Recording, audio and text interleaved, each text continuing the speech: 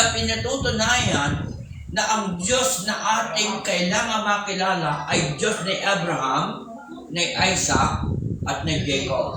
So, ibig sabihin, ito ay totoong Diyos. Ito ay totoong Diyos at hindi ito Diyos na iniisip lang natin na kung ano lang. Pero siya ay totoong Diyos ni Abraham, ni Isaac, at ni Jacob. Ibig sabihin, ito ang pinagmula ng pananampalataya. Ito ay in-reserve ng Diyos, iningatan ng Panginoon upang manatili ang pananampalataya. So, ibig sabihin, pag pinangakuan ka, iningatan ka ng Diyos, mananatili yun. Amen? Ganun din tayo ng mga anak ng Diyos. Amen? Ang Diyos natin, ang Diyos ni Abraham, ni Isaac, and ni Jacob ay Diyos natin. Saan natin mapapatunayan na Diyos din natin? Ito po ay nakasulat doon po sa Matthew. Ito po ay sa Matthew. Okay. 22, 32. Kung makuha natin, pakibasa po ulit. Matthew chapter 22. Matthew 22 verse 32. Okay. Ako ang Diyos ni Abraham at ang Diyos ni Isaac at ang Diyos ni Jacob. Ang Diyos ay hindi Diyos ng mga patay, kundi ng mga buhay. Amen. So, nagpapatotoo doon sa salitang iyon, Diyos ni Abraham, ni Isaac, and ni Jacob, at siya ay Diyos ng mga buhay. At hindi Diyos ng mga patay. So, dito pinatutunayan about Jesus. Siya na ay Diyos, nakasakasama. Noong panahon ni Abraham, noong panahon ni Isaac, noong panahon ni Jacob. Kaya ito'y binanggit ni Jesus, siya ay Diyos. Amen? Kaya nga sabi nga ng Panginoon, I am the way, the truth, and the life. So, ibig sabihin, si Jesus ang kailangan nating makilala. Bukod doon sa pagkakilala natin sa Diyos, si Jesus mismo ay bumaba at para nalubusan natin makilala. Amen? Jesus is our God. Amen? Paano natin mapapatunayan siya ay Diyos? Amen? So, sabi nga dito, walang Diyos kundi ang Diyos na lumikha ng langit at lupa. Doon sa verse 90 ng awit, verse 2. Okay. Bago nalabas ang mga bundok ko, bago mo nilikha ang lupa at ang sanlibutan, mula nga, nang walang pasimula hanggang sa walang hanggan, ikaw ang Diyos. Amen. Walang ibang Diyos kundi si Jesus. Kasi, naroon pa nung likhain, ano sabi ng Panginoon, Panginoon nung likhain ng mundo, lalangin natin ang tao ayon sa ating wangis. Ibig sabihin, naroon na yung God the Father, naroon na rin yung God the Son. So, ibig sabihin, nagpapatotoo dito na siya ay tunay na Diyos. Wala pa ang bundok, hindi mo pa nilalam, hindi mo pa nilikha ang itong buong daigdig, ikaw ay naroon na at Diyos na, pagkat ikaw ay walang hanggan. So, ibig sabihin, walang katapusan. Matatapos tayo, pero ang Diyos ay hindi matatapos. Amen po ba? Walang hanggan ang ating Diyos. So, dito natin patutunayan na si Jesus ay Diyos. Doon sa John 1:1, pakibasa po at John chapter 1 verse 1 at John chapter 1 verse 18. In the beginning, Amen. the Word already existed. Amen. The Word was with God, Amen. and the Word was God. So, malinaw po na ang salita ay Diyos. So, dito natin na ang umpisa natin ay kailangan makilala natin ng Diyos. Amen? Kailangan makilala natin ng Diyos at dito ay nagpakilala Jesus is God. Amen po ba? Amen. So, ibig sabihin, kung lagi natin babasahin ang Bible, kausap natin ay Diyos. Amen. Hindi tayo mahihirapan. Kaya nga sabi natin, kailangan tayo ay meditate the Word of God every night and day. Yun po ay nakasulat sa Joshua 1:8. Kung paano si Joshua nagtagumpay. Ganon din tayo. Magtatagumpay tayo kung lagi natin binabasa. Subukan ninyong hindi makarinig ng salita ng Panginoon. Subukan niyong huwag umati ng gawain. Subukan niyong huwag manalangin. Nariyan ang mundo. Iimbitahin ka. Amen. At isasama ka ng gusto ng mundo.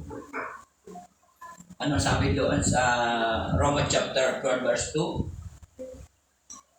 Ano sabi doon? Hallelujah. Huwag tayong umayon sa takbo ng sanlibutan. So, ang layunin ng Panginoon, mas magtiwala tayo sa Diyos. Kailangan natin ang pagtiwalaan ng Panginoon. Kaya nga yung ating team na yung word na ating, kay Yahweh ka magtiwala. Buong puso at isilusan. At huwag tayong mananangan sa sariling kalunan. Ibig sabihin, kailangan natin makilala ang Diyos. At si Jesus is God. Doon sa chapter 1 verse 18, pakibasa po. 1:18. No one has ever seen God, Yes. but the unique one who is himself God Amen. is near to the Father's heart. He has Amen. revealed God to us. Amen. Nagpapakilala na siya ay Diyos, sabi dito sa Tagalog. Kaya may wala pang taong nakakita sa Diyos. Totoo naman. God is Spirit. Wala talaga nakakita sa Diyos. Pero ang sabi niya dito, ibig sabihin, si Jesus ay nagpakilalang Diyos. Amen? Siya ay nagpakilalang Diyos dito. So, ibig sabihin, walang iba kundi si Jesus. So, ibig sabihin, kailangan natin laging basahin ang Bible, laging kailangan basahin natin ang salita ng Panginoon upang lubusan natin makilala. Amen? Amen po ba? Amen. Hallelujah. Pinapapalakpakan natin ang Panginoon. So, ibig sabihin, na siya nagpapatutong siya ay Diyos. God is Spirit. Hindi natin talaga siya makakita, pero pwede nating maranasan. Saan ko nakasulat yun? Doon sa chapter 4 na nandyan, verse 24. Pakibasa rin po. Ang Diyos ay Espiritu, ang sa Kaniya'y nagsisisamba ay kinakailangan magsisamba sa Espiritu at sa katotohanan. Amen. Malinaw po, God is Spirit. Kaya kung tayo nasamba, kung bakit kaya ginagawa natin tayo pumipikit kung maaari. Amen. Para maranasan na natin ang presensya ng Diyos. Nung tayo ma-born again, nung tayo tumanggap sa Panginoon, tinanggap natin ang Holy Spirit. Lalo na yung nagpa-baptize. Na-baptize na. So, ibig sabihin, yung present, paano maranasan ang presensya ng Diyos? Amen? Pumikit kayo, manalangin kayo, makipag-usap kayo, at mararamdaman niyo yung presence ng Diyos. Amen? Sa pamamagitan ng prayer, pwede niyong maranasan na ang kausap natin ay Diyos. Kasi God is Spirit. Ito ay patotoo ni Jesus nung siya po ay nakipag-usap doon sa babaeng umiigib ng tubig doon sa palong. Ang alam ng mga nununawag ng Samaritana na ang Diyos ay pwede lang sambahin sa Jerusalem. Pero ang sabi ng Diyos, kahit saan pwede natin siya sambahin. Because God is Spirit. Ang Diyos ay kahit saan dako ay naroon. Kung ano yung ginagawa natin, alam ng Diyos ang ating ginagawa. Kaya walang maikukubil sa Diyos. Walang maitatago sa Diyos. Walang pwedeng itago sa Panginoon. Ang Diyos ay nakatingin sa atin. Ang Diyos ay kasama natin. Kaya nga yung word ng Emmanuel, God with us. So, ibig sabihin, kung ano ang ginagawa natin araw-araw, kasama natin ang Diyos. Amen. Kung anong ginagawa natin, kasama natin ang Diyos. Yes. Kung ang Diyos lang ay, sabi nga ay yung present niya, God is Spirit.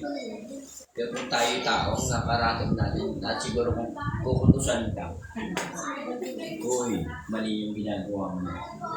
Kung siya si Spirit, pag ipapasok mo sa iyong mind, saka lang siya makipag-usap sa iyo. Pag bibigyan mo ng panahon, bibigyan mo siya ng pakikipag-usap, doon lang siya mangungusap sa iyo. Pero maigin na hindi nga siya taong lagi nakasama sa iyo. Lagi kang kutusan. Kung siya Spirit, doon mo rin siya mararanasan using your spirit. Sabi nga, meditate. Pakikipag-usap.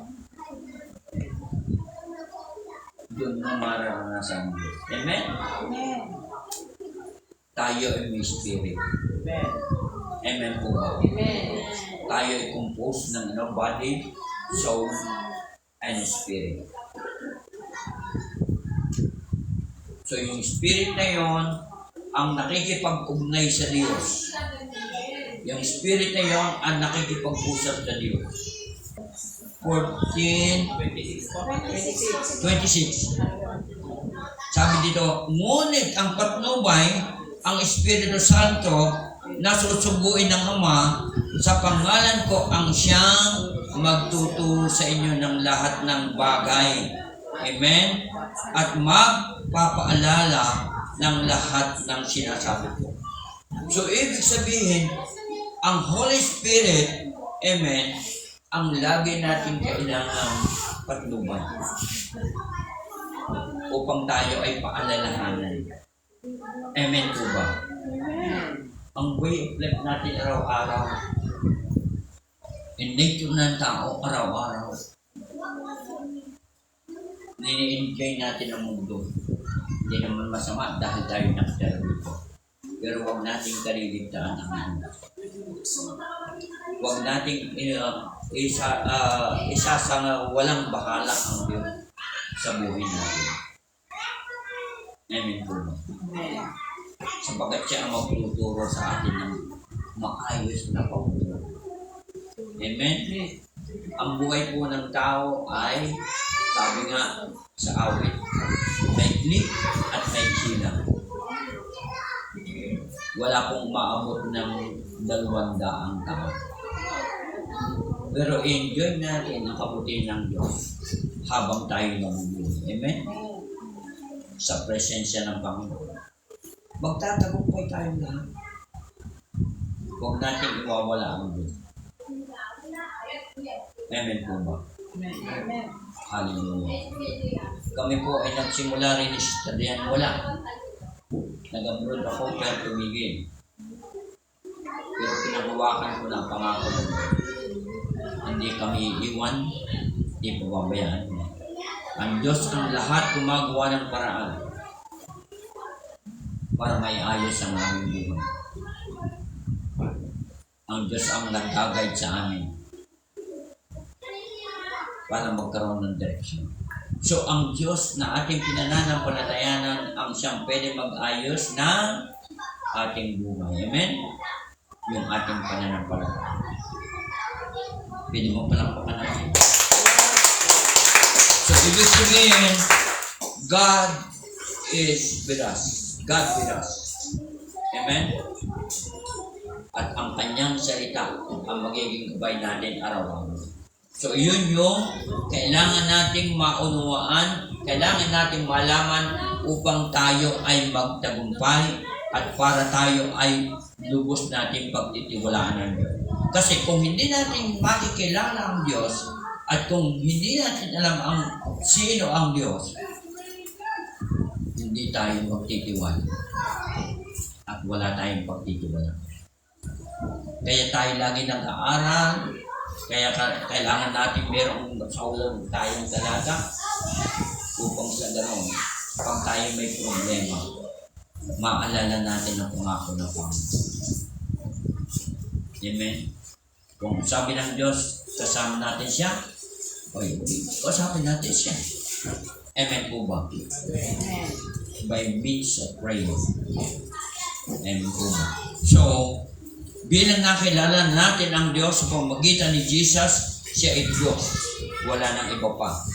So, pupunta tayo doon sa tayo ay lubusan natin una ay lubusan natin makilala at paano natin siya pagtitiwalaan. Una ay nakilala natin Panginoon, pangalawa kailangan natin siyang pagtiwalaan. Amen po ba? Hallelujah. So makikita natin yung doon po sa John chapter 14 verse 1. John 14 verse 1. Huwag magulumihan ang iyong puso. Magsisampalataya kayo sa Diyos.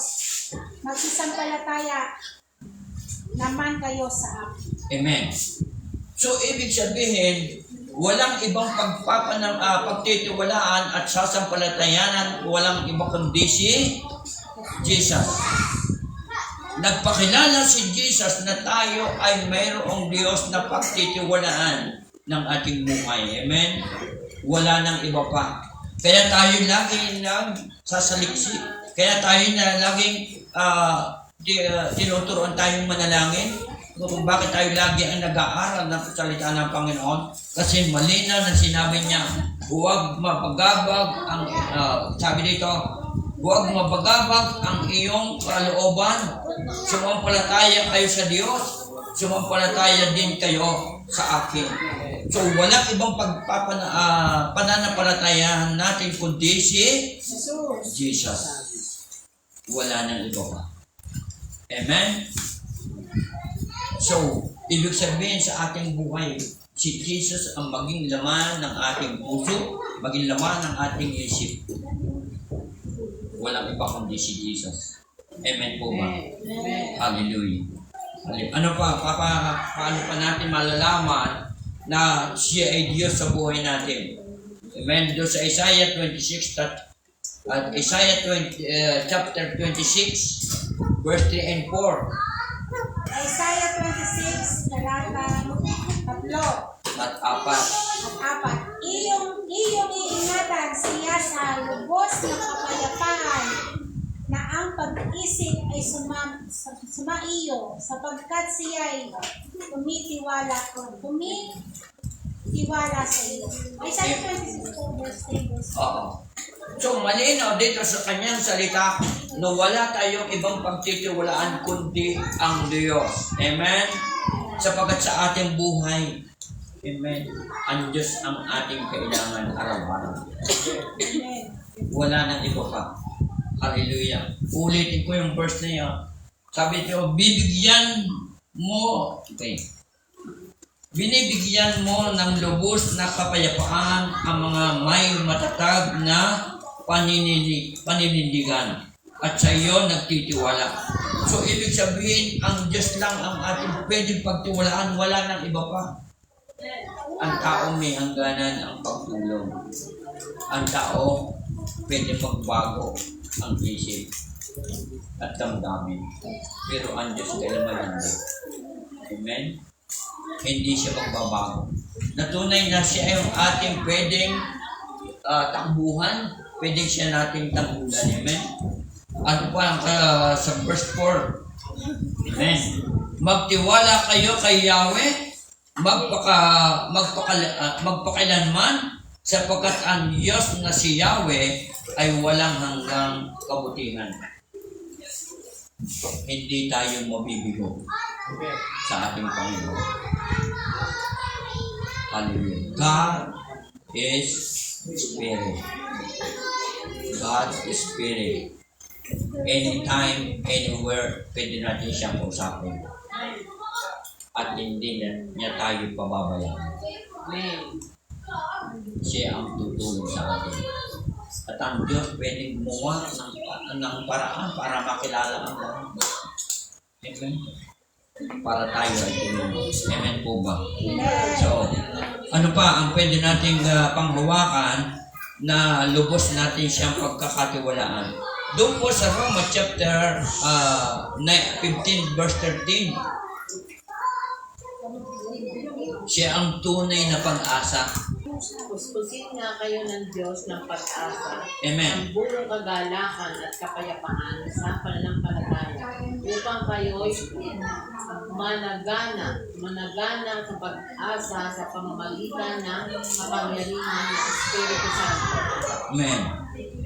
Hallelujah. Malinaw, amen, na wala tayong aasahan kundi ang Diyos by means of the Holy Spirit. Yun ang tutulong sa atin. Para magawa natin ang lahat na ating gusto natin pangarap. Marami nangangarap sa sariling paraan pero hindi nagtatagumpay. Dahil hindi nila kasama ang Diyos. Kaya kailangan nga natin ang lahat ng tao makakilala sa Panginoon. Ang taong walang pagkakilala sa Panginoon, anong sistema? Hanggang dito lang sa mundo ang alam nila. Pero hindi nila alam na may second life. Ini-enjoy lang nila dito sa mundo ang kayamanan. Pero hindi nila naglalaanan yung second life. Ang second life ay walang hanggang dito. Amen po. Kaya tayo nag-aaral. So, ibig sabihin, malinaw dito, nasabi dito, uulitin ko po, puspusin nawa kayo ng Diyos na siyang bukal ng pag-asa. Nasa Diyos ang pag-asa. Amen? Nasa kanyang pag-asa, nawa ay pagkalooban niya kayo ng kagalakan at kapayapaan. Nasa kagalakan at kapayapaan ang buhay ng tao. Kasi kung walang kapayapaan, napakahirap. Pag walang kapayapaan ng tao, napakahirap. Mararanasan niya ang walang pag-asa. Amen? Mararanasan niyo, sabi niya, may takot. Pero di pinagpapatunay na siya ang pag-asa at nagbibigay ng kagalakan, nagbibigay ng kapayapaan. Sa pamagitan ng inyong pananampalataya upang mag-umapaw ang inyong pag-asa sa pamagitan ng kapangyarihan ng Holy Spirit. Kaya yung Holy Spirit natin, ayaw natin anong tawag doon? Mag-trip po yung tawag doon. Yung Magluwalhati o mawala. Yung parang pag wala na yung presensya ng Panginoon, parang tayo may takot na, nag-aalala. Amen? Ibig sabihin, ang Holy Spirit natin ay mula sa Panginoon. Ito lang ang magbibigay na sa atin ng kagalakan. Ano? Wala ba niyo yung the fruit of the Holy Spirit? Yan, Galatians chapter 5 verse 22. The fruit of the Holy Spirit. Pakibasa natin. Amen. Hallelujah. At nagpapatunay na napakahalaga ng Holy Spirit sa buhay natin. Amen. Galatians chapter 5, 22. Datapwat ang bunga ng Espiritu ay pag-ibig, katuwaan, kapayapaan, pagpapahimungot, kagandahang loob at kabutihan at pagtatapat. So, malinaw. Dito natin maranasan ang tunay na kapayapaan. Dito natin maranasan yung katapatan. Dito natin maranasan ang kagalakan sa pamamagitan ng Holy Spirit. Amen po ba? Amen. So, ibig sabihin kung bakit tayo ay nag-aaral upang tayo ang Holy Spirit ay ating maranasan. Ang Holy Spirit ay siya ay ating maipamuhay upang sa ganun lagi tayo ay magtatagumpay. Kasi ang mundong ito ay nakakibat ang problema. Naniniwala ba kayo? Kakibat natin sa mundo ito ang problema. Araw-araw, iniisip natin ano ba yung kakainin natin, ano ba yung babayaran natin. Pagkatapusan lang naalala natin si Judith. Kilala ba niyo si Judith? Judith. Oo. Lagi yan Maria pagbongbong si Judith. Buwan. So, ibig sabihin, araw-araw natin yan. Buwan-buwan, araw-araw, kailangan si Judith ay maalala. Pero ibig sabihin, ang buhay natin ay pagtiwala natin sa Panginoon. Sabi nga doon sa ngayong si Abraham ay ihandog yung anak. At alam ni Abraham na ang anak niya ay ihandog, papatayin. Pero nang tanungin siya ng anak niya, tatay, may dala tayong apoy, may dala tayong panggatong, sino ang ihahandog natin? Pero hindi niya sinabi na si Isaac ay yung ihahandog at papatayin. Kung sinabi niya yung maaring hindi niya magsama. Pero ang sabi ni Abraham sa kanyang anak, the Lord will provide. Panghawakan natin yung sa araw-araw nating buhay, the Lord will provide. Amen? Ang Diyos ang mag-provide, ang Diyos ang magbibigay ng hanap buhay, ang Diyos ang magbibigay ng trabaho, ang Diyos ang magbibigay ng pambayad natin kay Diyos. Amen po ba? Kaya lang, pananampalataya na mayroong gawa. Amen. Ituturo ng Diyos ang iyong gagawin. Amen? Ituturo ng Diyos kung ano yung gagawin. Kasi pag malinaw ang ating isip, malinaw ang ating pananampalataya, ituturo ng Diyos kung ano yung ating gagawin. Amen? Hallelujah.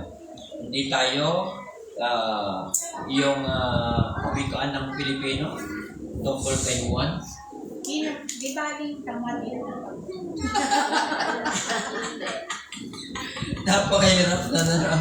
Hindi ba daw tamad, hindi pa ko. Pero ang ginawa ni Juan, nakakita ng bunga ng bayabas, ang ginawa, para wag lang siyang kumilos, at makakain ng bayabas na hinog. Pinabayaan pumatak, kung pumatak, bulok na. So, ibig sabihin, para tayo makakain, tayo ay kikilos at ginawa. Naandyan ang pagpapala. Naandyan ang pagpapala ng Panginoon. Kailangan natin hingiin at ating gawin. Itinuro po yun ng Panginoon sa Matthew chapter 7. Sa Matthew chapter 7 na itinuro ng Panginoon. Sabi, pag humingi ka, ikaw ay yan. Umanap ka, at ikaw ay makakasumbong. Kumatok ka, at ang pinto ay bubuksan sa iyo. Amen po ba? So, ibig sabihin, di rin tinuturuan tayong maging tamad. Ang pagpapala ay nandyan lang. Kailangan lang natin ay gagawin. Pero, ibig sabihin, habang kayong kabataan, anong obligasyon pa hanggang ngayon? At present obligation ng kabataan? Mag-aral. Pag-aaral ay mayroong pangarap. At sa pangarap, kailangan ay focus. Amen po ba? Upang makamtan natin yung biyaya ng Diyos na ibibigay sa atin. At doon naman sa amin, may sapat na gulang, pananampalataya at paglilingkod kayo. Amen po ba? So, palakpakan natin ng Diyos. So, dito po ulit, ano yung una? Ang una ay makilala natin ng Diyos. Pangalawa ay magtiwala tayo sa Panginoon. Ano? Pangatlo ay kailangan, ano sabi doon? Ibigin mo ang Diyos. Gaano natin minamahal ang Panginoon?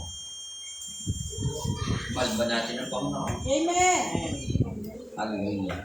Ang sabi doon sa Matthew 22, ibigin natin ang Diyos ng buong puso, buong isip, at ng buong kaluluwa. At dito rin binanggit ng Panginoon, magtiwala ka kay Yahweh, buong puso, at lubusan. Gano'n natin kamahal ang Panginoon? Kung sinabi ng Panginoon sa salitang yun, buong puso at lubusan. Ano ang magagawa natin sa Panginoon? Yung pagmamahal natin sa Panginoon. Number one, ang pagsunod. Amen? Obey the word of God. Obey the Lord. Amen. Kung ano ang kalooban ng Panginoon, yun ang ating dapat ginagawa. Isa yun sa pag-ano natin ng pagmamahal sa Panginoon, yung tayo ay sumusunod. Katulad din ng magulang. Halimbawa, for example, merong ng verse dito na sinabi ng Panginoon, merong dalawang anak na inutusan. Yung isa sabi, opo, pero hindi naman sinunod. Yung isa sabi, ayaw. Pero nang mapag-isip-isip niya, tama yung sinabi ng magulang, siya ay sumunod. So, ibig sabihin, kailangan natin ang pagsunod sa Panginoon. Amen? Hallelujah. Amen po ba? Amen. Kailangan natin, yun yung pag-express natin ng pagmamahal sa Panginoon. Kasi ang Diyos araw-araw sa ating buhay ay tayo iniingatan. Naniniwala ba po na tayo ay iniingatan ng Panginoon? Sinong naniniwala na tayo iniingatan ng Panginoon? Amen. Bakit? Subukan ninyong huwag pigilin niyo ang paghinga. No? Pigilin niyo. At tayo ay mahirapan. Pero kung bakit tayo umihinga, mayroong hangin. Yun ang ibinigay ng Diyos sa atin. Yung buhay. Pag wala ng hangin, wala. Wala na. No? Amen. Amen po ba? Sa bawat paghinga natin, ito ay nagsasabi na siya ay Diyos. Ikaw habang humihinga, habang ikaw ay nabubuhay, kasama natin ang Diyos na nagbigay sa atin ng buhay. Kasi pag pinatigil niyang hangin, wala. Amen po ba? So, maniwala tayong may Diyos araw-araw nating kasama. Oras-oras, minuto kasama natin ng Diyos. Kasi nariyan sa ating paghinga. Amen? Ang tao ay mayroong hangganan ng oras. Pero pagpasalamat natin. Amen? Siya ang nagbibigay sa atin ng buhay. Amen po ba? Palakpak sa Lord. So, paano natin siya ibigin? Amen? Dito po sa ibigin natin ng buong puso, doon sa Matthew 22:37. Pakibasa po. Matthew 22, verse 37. At sinabi sa kaniya, ibigin mo ang Panginoon mong Diyos ng buong puso mo at ng buong kaluluwa mo at ng buong pag-iisip mo. Amen. Amen. Malinaw po ang kung paano natin siya ibigin. Paano natin siya ibigin? Ibigin natin ang Panginoon mong Diyos ng buong puso. Ibig sabihin, walang iba. Amen? Walang ibang Diyos, kundi siya ang ating ibigin. Amen? Walang Diyos na kailangang ibigin na iba pang Diyos. Kasi tayo, mayroong kanya-kanyang paniniwala. Pero isa lang ang Diyos. Si Jesus. At paano natin siya maiibig? Amen? Hallelujah. Ng buong, sabi dito, okay, ibigin mo ang Diyos ng buong puso, ng buo mong kaluluwa at ng buo mong pag-iisip. Ibig sabihin, laging laman ng ating isip ang Diyos. Saan man tayo pumunta, saan man tayo pumaroon. Bago natin gawin ang isang bagay, amen, kausapin muna natin ang Diyos. Ito ba ay nakalulugod sa Panginoon ang ating ginagawa? Ganun ang pagmamahal natin sa Panginoon. Amen. Kailangan maging panonood ng TV, panonood ng anumang sino ang laro yung ML? Laro ba yun? Yung ML? Ha? Laro? Ano may ibig sabihin ng ML? Mobile Legends. Mobile Legends. Pero sa Panginoon, anong yung sabi mo? Malalayo ka kayo. ML. Di ba? Di ba totoo yan? Kasi may emotion tayong gagawin. No? May emotion ginagawa tayo, nagagalit tayo, nakakapagsalita tayo ng hindi naman dapat salitain. Di ba totoo yun? Pag yung game ninyo, okay yung game, may word kayong nabibitawan na hindi dapat sabihin. Totoo ba yun? Saan naglalaro doon? Ibig sabihin, totoo yung ibig sabihin ng ML, malalayo ka kay Lord. Totoo ba yan mga kabataan? Kasi pagka medyo hindi maganda yung game, may word kayong nababanggit. Yung ba sa Diyos, hindi. Hindi yun sa Panginoon. So, ibig sabihin, totoo yung ML, malalayo ka kay Lord. Kaya yung system of this word, hindi dapat nating ayunan yung sistema. Pero yung about God, ba hindi masama? Napakarami about God. Amen po ba? Amen. Totoo ba yun? Sa kabataan. Amen? Yung ML. Tatandaan yung ML, ha? Malalayo ka kay Lord. Hallelujah. Hallelujah. So, ibig sabihin, kailangan buong puso at buong kaluluwa ang pagmamahal natin sa Panginoon. Amen po ba? Walang iba. Amen. Maaaring yan sa iba yung mga talagang salitang adik sa laro. Ay talagang medyo masakit, Pero totoo yun. Malalayo tayo kay Lord. Amen. So dito, kung ito namang karunungan. Una ay ang pagkilala natin sa Panginoon.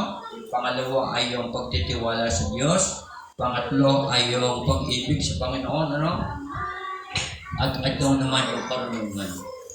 Huwag yung karunungan ng tao ang ating pairalin, kundi ang karunungan ng Diyos. Ang karunungan ng tao ay may hangganan. Amen? May limitasyon ang karunungan ng tao. Pero ang karunungan ng Diyos ay walang hanggan. Ang Diyos ay mananatili, pero ang tao hindi. Amen? Ang salita ng Diyos mananatili. Amen. Ibig sabihin, habang may salita, nariyan ang Diyos. Amen. Hallelujah. So, paano natin malalaman ang karunungan ng Panginoon? Doon sa Kawikaan, chapter 2. Sapagkat ang Panginoon ay Proverbs 2, verse 6. Sapagkat ang Panginoon ay nagbibigay ng karunungan sa kaniyang bibig nang gagaling ang kaalaman at kaunawaan. Amen. Malinaw po sa Diyos po nanggagaling ang karunungan. So, ibig sabihin tayo po doon sa Santiago, sabi nga pag ikaw ay walang karunungan, sabi doon sa Santiago, ikaw ay pwedeng humingi sa Panginoon. Amen, ng karunungan. Ibig sabihin, pag mayroong nga karunungan, alam mo ang tama at mali.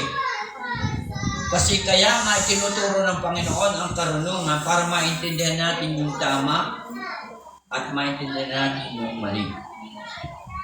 Kasi pagka ang napili natin yung mali at hindi ito magiging tama.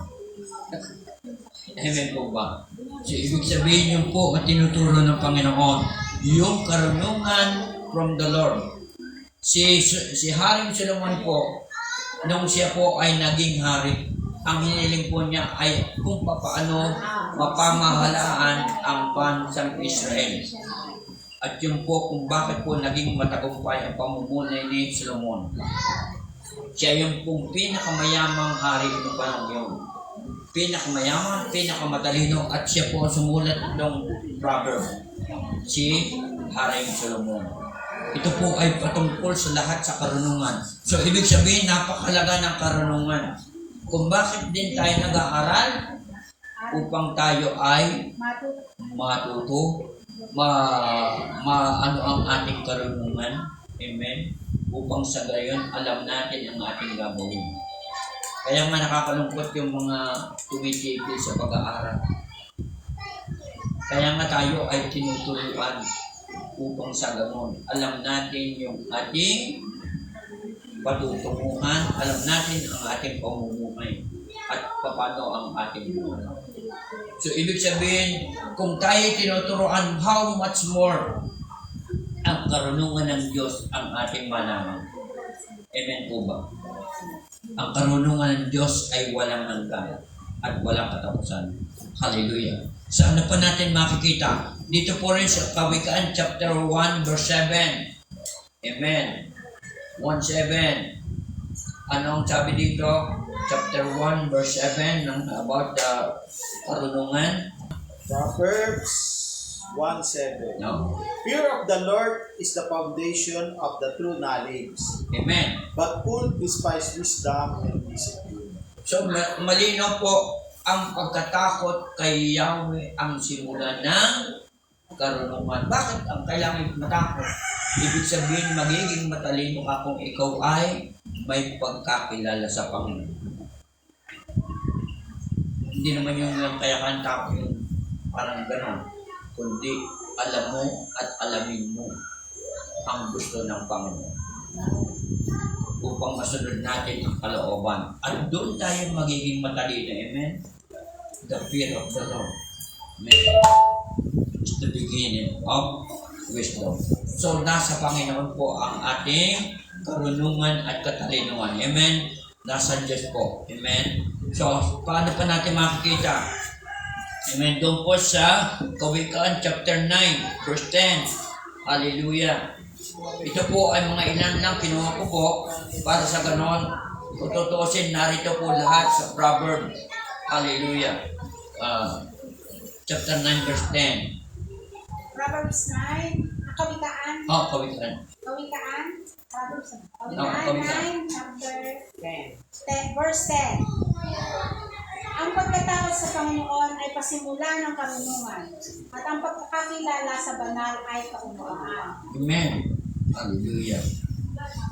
So, dito, ulitin ko iba yung verse, yung word. Ang paggalang at pagsunod kay Yahweh ay pagpasimula ng karunungan. Ibig sabihin, yung pasimula ng karunungan ay ang paggalang natin sa Panginoon. Amen po ba? Yung paggalang sa Diyos, ang doon tayo magkakaroon ng karunungan. Hallelujah. At dito, ito yung napakahalaga nitong word na ito, ang paggalang at pagsunod kay Yahweh, ang pasimula ng karunungan, ang pagkakilala sa banal na Diyos, amen, ay dulot ay ang kaalaman. So, napakahalaga po natin na tayo po ay nag-aaral sa salita ng Panginoon. At ito po magbibigay ng talino. Amen. O example ko lang po sa inyo yung yung aking pamangkin. Bata pa lang po yan ginagamit na ng Panginoon sa church. Hanggang sa natuto ng mga instrumento at hindi niya kinalilimutan yung maglingkod sa Panginoon mula sa kabataan. Hanggang siya po ay nakatapos ng college at siya po ay naging So, ibig sabihin, pag ikaw ay nasa Panginoon, bakit? Kasi mapapagtuunan mo ang mag-aaral. Mapupupokus ka sa pag-aaral. At pwede kang humingi ng karunungan sa Panginoon. At pag humingi ka ng karunungan sa Panginoon, sabi nga tapat ang Diyos na tayo ay pagkakaloob. Amen. So, ibig sabihin, ang dami nating mawawala ang focus sa ating pag-aaral. Kasi yung system ng mundo. Pero pag ikaw ay nag-focus sa Panginoon, ikaw ay magiging matalino. Kasi ang doon ka mapapapokus kung ano yung layunin.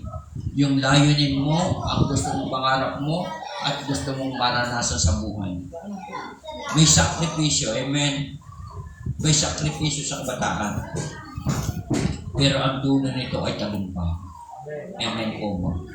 So, ganun ang salita ng Panginoon kung bakit natin ito ay itinuturo at ipinangangaral.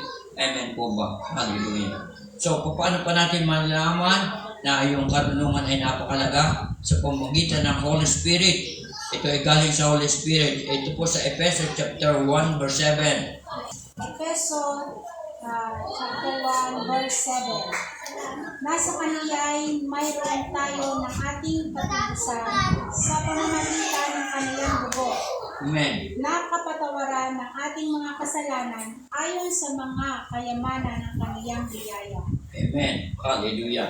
So, malinaw po dito sa Ephesians chapter 7, hindi kayo bilis yan natin. Wala po eh. Investigado ba bagong po eh. So, ang pagkakasabi dito, tinubos tayo ni Kristo sa pamamagitan ng kanyang dugo at pinatawad ng ating mga kasalanan. Gaano gana ang kanyang kagandang loob. Dito natin makikita kung gaano kasagana ang kagandang loob ng Diyos. So, ibig sabihin, ang Diyos pag nagbigay ng kagandahang loob, amen, ito ay walang mali. Amen?